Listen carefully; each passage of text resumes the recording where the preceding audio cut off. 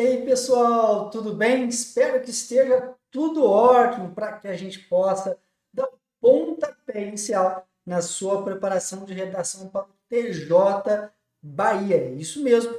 Neste momento, nós estamos no pré-edital. Daqui a pouquinho eu vou falar mais um catiquinho sobre isso para vocês. Então, vamos lá, meus amigos. Para quem ainda não nos segue, nas redes sociais, chega junto, porque nós temos muitas coisas boas nas nossas redes sociais, muitos conteúdos. Então, nós temos aqui o canal do YouTube Professor Rafael Reis, o Telegram Prof. Rafa e o Instagram Prof. Rafael Reis. Meus amigos, eu tenho uma grande satisfação de começar com esta aula, que é uma aula demonstrativa, é a aula inaugural do nosso curso de redação TJ Bahia pré-edital, que vai também para o nosso canal do YouTube, para que mais pessoas possam conhecer o nosso trabalho, conhecer o nosso curso e a nossa metodologia. Por que nós estamos no pré-edital? Isso é importante esclarecer, né? Porque ainda nós não temos o edital, né? E como a FCC tradicionalmente cobra a redação, o gênero dissertativo argumentativo, e muitos alunos me procuraram para ferrar, pelo amor de Deus, lance um curso bem legal aí para o TJ Bahia. Eu lancei este em caráter de pré-edital. Então, fiquem tranquilos. Se por acaso a FCC cobrar um outro gênero, sei lá, o estudo de caso, nós vamos reformular o curso, obviamente, para atendê-los e você não vai gastar nenhum centavo. Mas, prof, se a banca não colocar uma redação no edital, aí, infelizmente, não tem como a gente devolver o valor, porque o aluno teve acesso ao conteúdo, aos materiais, a uma preparação de redação. Tá bom? Então, já fica aqui o nosso combinado desde o início. Se a banca cobrar a redação e for um outro gênero, obviamente que eu vou reestruturar todo o curso e vou disponibilizar. Mas a grande probabilidade é que seja o gênero dissertativo argumentativo, igual aconteceu no TRT 18, igual aconteceu no TRT 5, tá bom?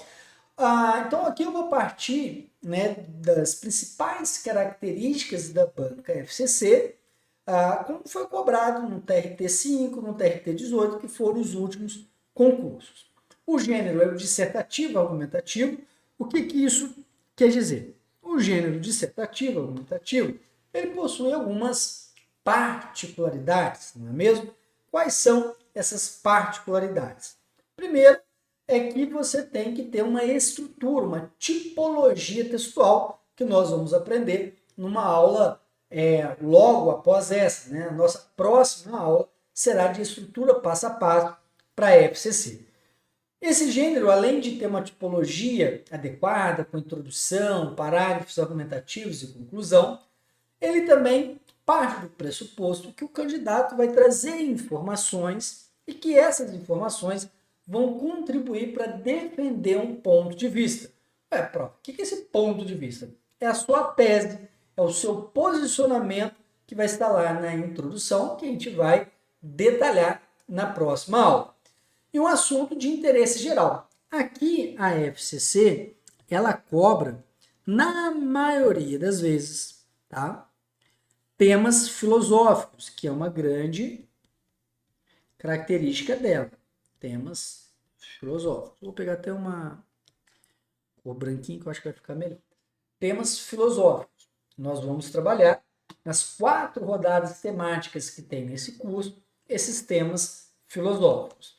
Bem, se ela pontua em 10 pontos, antigamente fazia em 100, mas agora passou para 10, pelo menos no último certame, que foi o TRT 18, ela faz a seguinte distribuição: 4 pontos para conteúdo, 3 pontos para estrutura e 3 pontos para expressão. Mas se for 100, prof. Rafa, se for 100, ela vai dividir da mesma forma: 40 para conteúdo, 30 para estrutura e 30 para expressão. E veja o seguinte: conteúdo e estrutura são 2 critérios relacionados, tá? Lá no edital mesmo da FCC, ela coloca que esses critérios são avaliados em conjunto. Então é muito comum, às vezes, o aluno perder pontos em conteúdo por causa de erros na estrutura e vice-versa, tá bom? O mínimo, tradicionalmente, 20 linhas, e o máximo 30 linhas. O que você vai fazer nos seus treinamentos? E o curso aqui te possibilita 3 correções personalizadas que eu vou explicar logo a seguir. Quando você treinar, você vai usar no mínimo 25 linhas. Prof. Rafa, por que você está inventando moda? Se a banca coloca no mínimo 20, no máximo 30, por que você quer que a gente escreva no mínimo 25? Porque você tem que mostrar conteúdo. A FCC é uma banca que pega pesado demais na correção. Ela quer um conteúdo diferenciado, bem fundamentado, sacou? Então, jamais menos de 25 linhas vai dar para você mostrar esse conteúdo, que você não é somente um roxinho bonito, que você estudou com a equipe Mago da Redação. Se eu chegar até as 30 linhas, melhor ainda, né, que chegue até as 30 linhas. Eu vou dar um exemplo aqui de uma redação da Milene que tirou 97,5 em 100, para vocês analisarem algumas coisas de conteúdo e de estrutura, embora a gente vá aprofundar isso ao longo do curso. Aí você me pergunta, professor, por que você não mostrou uma redação nota máxima? Já que você tem dezenas, né? Nós batemos um recorde no TRT5. Nós tivemos 15 alunos com nota máxima na FCC, que é a banca mais difícil desse país, e dezenas de notas acima de 90. Lá no TRT5, a redação estava valendo 100. No TRT18, que foi o mais recente, que o resultado ainda vai sair no dia 6 de abril, a banca colocou 10 pontos, né? Porque este tema aqui é um tema um pouco diferente, eu queria comentar sobre ele. A FCC, pessoal, ela tem uma característica de cobrar o tema a partir de textos motivadores mais simples. Simples no sentido assim, não de complexidade, simples no sentido de ser um parágrafo, tá? Outras bancas, a exemplo da Vunesp, colocam 3 textos motivadores mais longos. Aí você não, é um texto motivador na maioria das vezes. Já aconteceu de alguns certames ela colocar 2, 3. Agora, qual que é a diferença? A pegada filosófica, que a gente vai ver aqui, uma pegada mais filosófica e abstrata. E algumas situações ela não coloca proposta. Então você vai ter que ler esse texto motivador, marcar as palavras-chave com muita atenção para compreender melhor o tema e também ajudar na hora de ter insights para os parágrafos argumentativos. E essa proposta aqui, ela mostra muito bem isso. E ela pode colocar no texto ou textos motivadores trechos de música, poesias, crônicas, um trechinho de alguma entrevista. Ela não tem um padrão. Então, se cair lá uma poesia, não precisa entrar em desespero. Se cair um trecho de uma música, muito menos. Por quê? Você já aprendeu aqui nesta aula demonstrativa de apresentação que ela pode fazer isso e que tudo é texto. Independente do gênero, tudo é texto. Você vai ler com calma, marcar as palavras-chave e a partir dali construir um raciocínio. Então, por isso que eu trouxe essa redação 97.5 da Milene. Mas ao longo do curso, o que não vão faltar são análises de redações nota máxima, tá bom? Então vamos lá. Considere o seguinte texto. Deixa eu pegar aqui o marca-texto. Paulinho da Viola, que é um cantor, afirmou, a propósito de quem o julga, muito amarrada à tradição da música popular. Não vivo no meu passado é que vive em mim. Então, ó, aqui já tem um trecho-chave.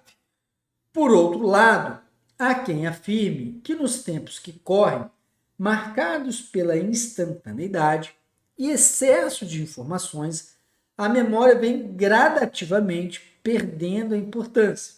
Então, veja, aqui há uma dicotomia, um contraste, né? Então, se a gente for pensar nesse trecho aqui, de um lado eu tenho Paulinho da Viola, um baita músico, falando, olha, eu não vivo, né, no meu passado, é o passado que vive em mim. Então ele está mostrando a importância do passado, a presença do passado. E aí, no outro trecho, fala o seguinte, que hoje o corre-corre, né, do tempo, marcado pela instantaneidade, excesso de informações, faz com que a gente deixe de lado a importância da memória do passado. Olha quantas coisas a gente já pode explorar. E aí vem um comando da prova. Levando em conta a divergência entre as duas afirmações acima, redige um texto dissertativo argumentativo, no qual você se posicionará criticamente diante delas. Então, de alguma forma, é necessário que o aluno trabalhe essa dicotomia ao longo do texto, se posicionando para um dos dois lados. Não dá para ficar em cima do muro. Não dá para falar bem de uma num parágrafo e bem da segunda posição no terceiro. Você tem que escolher um lado e aí vai refletir sobre esse lado, sobre esse posicionamento. Então a redação da Milene aqui, ela já começa mandando muito bem na apresentação da redação. Quer ver?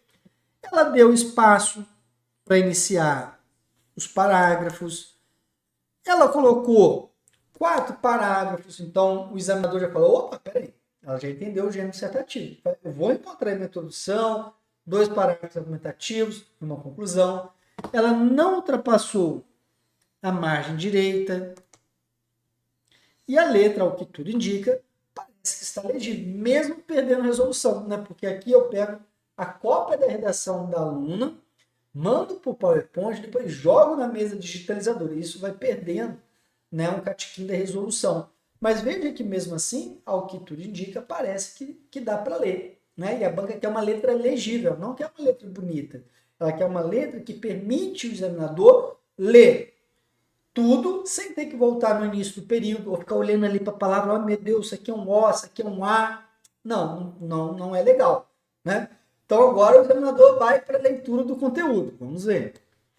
Ao longo dos séculos, um homem buscou preservar sua memória do passado. Ó, já está trazendo palavra-chave aqui para a apresentação do tema.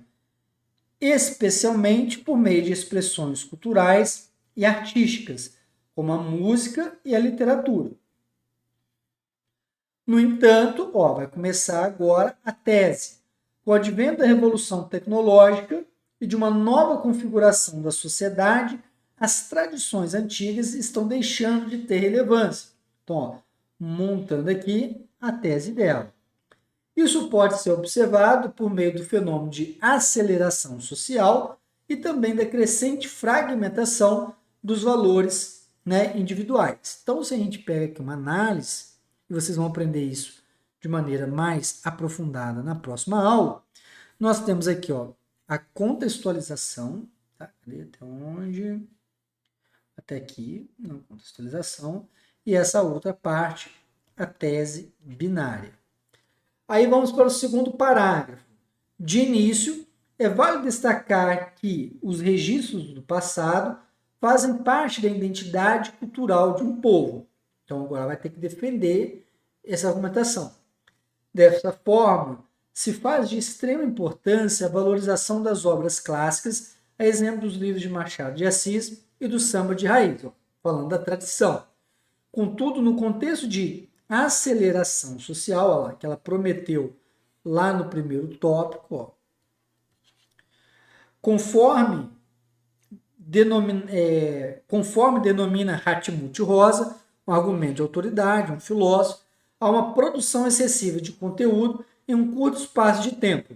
Esse excesso de informação gerou uma infodemia, uma espécie de pandemia da informação. Veja, quando a gente usa um repertório, independente de qual seja, ele precisa ser contextualizado e bem explicado. Foi isso que ela fez. Ela usou o argumento de autoridade, explicou o pensamento do Hatimuth Rosa, que tem tudo a ver aqui com o tema e com o que ela prometeu na introdução dela.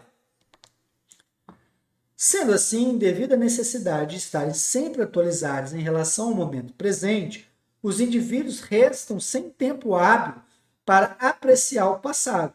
Então, não tem tempo para apreciar o passado, o qual, em consequência, vai lentamente sendo apagado. Terceiro parágrafo, segundo argumento. Ademais, cumpre observar que, na modernidade líquida, em função da efemeridade dos acontecimentos, manter a tradição se torna cada vez mais difícil. Então, mais uma vez, falando, difícil de manter a tradição. Isso pode ser explicado pela fragmentação dos valores individuais, que ela prometeu lá na introdução. segundo, né, afirma Zygmunt Bauman. Então, mais um argumento de autoridade. Nesse viés, dando continuidade, a ausência de conceitos concretos que marca a sociedade atual faz com que ela não tenha consciência da importância do passado na construção da sua própria subjetividade. Logo, no mundo da transitoriedade, não resta espaço para apreciar as belezas e os ensinamentos do passado. Conclusão: mediante o exposto, conclui-se que, apesar de se caracterizarem como elemento fundamental para a construção da identidade coletiva e da subjetividade, as memórias passadas, principalmente as expressões culturais, estão sendo apagadas, apesar da aceleração social, retomando o tópico 1, que gera falta de tempo, e da fragmentação dos valores, retomada do tópico 2, cabe aos indivíduos terem a consciência que, sem a valorização do passado, não é possível haver uma construção sólida do futuro, e por isso é relevante a sua devida valorização. Então ela fecha ali a conclusão dela, retomando o tema, retomando os tópicos, né, as ideias centrais. Bem, prof, eu queria saber se você vai dar dicas de como estudar redação. Claro, o nosso curso é muito completo e nessa primeira aula do seu curso, nessa aula demonstrativa que também está no canal do YouTube, eu já vou dar uma dica de ouro. A redação, pessoal, é para ser estudada como qualquer outra disciplina, como matemática, português, direito constitucional. Então, o que eu indico para o aluno? Você vai colocar no seu planejamento de estudo em 2 dias da semana. 2 dias da semana, tá? No pré-edital, você pode fazer uma redação a cada 15 dias. Quando sair o edital, o recomendado é você utilizar uma por semana, tá bom? Você produzir uma redação por semana. Bem, então eu coloquei 2 dias da semana. Vamos lá. Quarta e domingo. Vamos supor que quarta e domingo. O que você vai fazer na quarta-feira? Você vai vir aqui no curso, vai lá no módulo de propostas de redação e você vai encontrar 2 arquivos nele. Um arquivo com mais de 68 temas já cobrados pela FCC e um outro arquivo com propostas inéditas que eu criei. Você pode escolher o tema que você quiser. Vai selecionar aquele tema, vai estudar aqui no PDF, vai estudar na videoaula e pode também para a internet para buscar mais alguma informação complementar, não tem problema. Pega um caderninho de anotações e vai anotando tudo que você encontrar de argumento de autoridade, de dados estatísticos, de exemplos concretos, de alusão literária, cinematográfica, e faz por meio de tópicos. Não precisa escrever texto, não. Faz por meio de tópicos, né? Isso vai servir para ampliar o repertório e também vai te ajudar na hora da revisão, tá? Quando estiver chegando mais próximo do seu certame. Então você estudou o tema, ampliou o tema. Em um dia diferente, não pode ser no mesmo dia, você vai produzir o seu texto, a sua redação. Então, nesse dia, é como se você estivesse lá no dia da prova. Não vale consultas, é só você, o texto motivador, a folha de rascunho e a folha definitiva. E vai treinar cronometrando 1h30. O ideal é que a sua redação tenha até 1h30 para não prejudicar na parte objetiva. Então, assim você vai se preparando intelectualmente, dominando as técnicas de redação e ampliando o repertório e treinando sempre. Então, como eu disse, no pré-edital eu indico uma redação de 15 em 15 dias e no edital, ou seja, quando for lançado, uma vez por semana.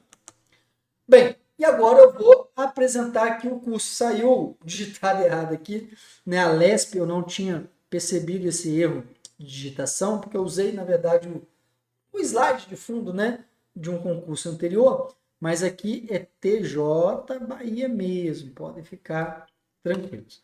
O curso é tão completo, é tão fodástico, que ele tem 18 módulos.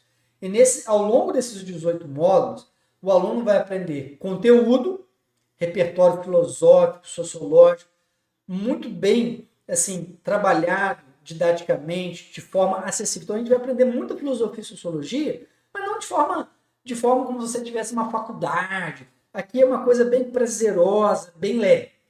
Estrutura passo a passo da FCC, que é a nossa próxima aula, que eu vou detalhar tudo. O que tem que ter na introdução, o que precisa colocar nos parágrafos argumentativos e na conclusão, né? Gramática aplicada à redação e 3 correções personalizadas. Os módulos, nós vamos ter videoaulas bem didáticas, bem objetivas, material PDF com conteúdo mais aprofundado. Eu sempre indico ao aluno assistir a videoaula e depois ler o material PDF. Os slides também serão disponibilizados com uma forma de material complementar. E nós vamos ter muitos materiais que vão servir de apoio e diversos bônus que eu vou comentar daqui a pouquinho. É um curso muito completo. Mas deixa eu falar um catiquinho das 3 correções personalizadas. Por que a gente chama essas correções de personalizadas? Porque elas são corrigidas por professores qualificadíssimos e experientes. Esses professores são especialistas, mestres, doutores.